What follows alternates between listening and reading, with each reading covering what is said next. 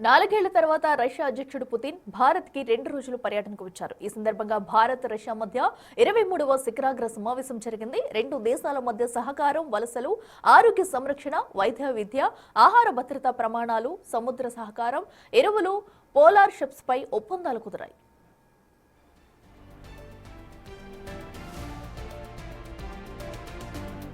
మరిన్ని కీలక ఒప్పందాలు ఏంటో చూస్తే భారతదేశానికి నిరంతరాయంగా ఇంధన సరఫరా చేస్తామని హామీ ఇచ్చింది రష్యా.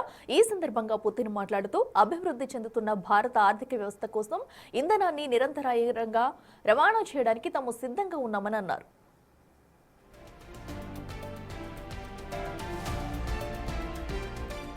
రష్యాలో యూరియా ప్లాంట్ ను స్థాపించడానికి భారత కంపెనీలు రష్యాకు చెందిన యురల్చెమ్తో ఒప్పందం చేసుకున్నాయి. ఇక ఆహార భద్రత, వినియోగదారుల రక్షణ విషయానికి వస్తే భారతదేశానికి చెందిన FSSAI, రష్యాకు చెందిన వినియోగదారుల రక్షణ సంస్థ మధ్య ఒప్పందం కుదిరింది.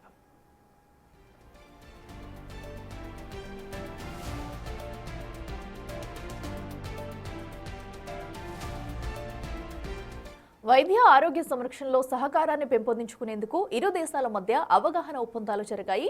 అంతేకాదు పోర్ట్, షిప్పింగ్ విషయాల్లోనూ ఇరు దేశాల మధ్య అంగీకారాలు కుదిరాయి. సీ లాజిస్టిక్స్ లో సహకారాన్ని బలోపేతం చేసుకోవడానికి భారత్, రష్యాలు MOUపై సంతకాలు చేశాయి. ఇక వలసలకు సంబంధించి చూస్తే ఇరు దేశాల మధ్య వలసలు, మొబిలిటీని సులభతరం చేసేందుకు కూడా భారత్, రష్యా ఓ అంగీకారానికి వచ్చాయి.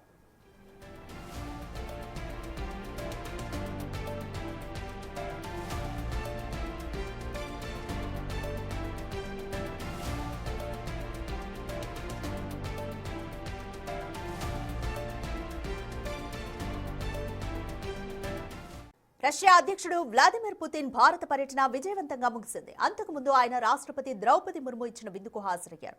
విందు ముగిసిన తర్వాత అక్కడి నుంచి ఆయన నేరుగా ఎయిర్పోర్ట్ కు చేరుకున్నారు. విదేశాంగ మంత్రి ఎస్ జయశంకర్ విమానాశ్రయానికి వెళ్లి వీడ్కోలు పలికారు.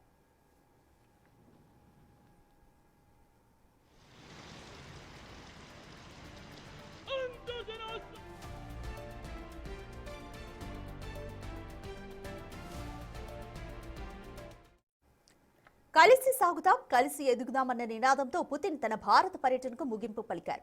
గురువారం సాయంత్రం ఢిల్లీ చేరుకున్న ఆయనకు ప్రధాని మోదీ స్వయంగా ఎయిర్పోర్ట్ కు వెళ్లి స్వాగతం పలికారు. నిన్న ఉదయం ఆయనకు రాష్ట్రపతి ముర్ము అధికారికంగా స్వాగతం పలికారు. అనంతరం రోజంతా వివిధ కార్యక్రమాల్లో తీరిక లేకుండా గడిపారు. భారత్, రష్యా 23వ వార్షిక శిఖరాగ్ర సదస్సులో పాల్గొన్నారు. ఈ పర్యటనలో భాగంగా భారత్, రష్యా మధ్య పలు ఒప్పందాలు ఖరారయ్యాయి. రక్షణ, ఇంధనం సహా అనేక రంగాల్లో ఇరు దేశాల సహకారాన్ని మరింత బలోపేతం చేసే దిశగా కీలక చర్చలు జరిగాయి.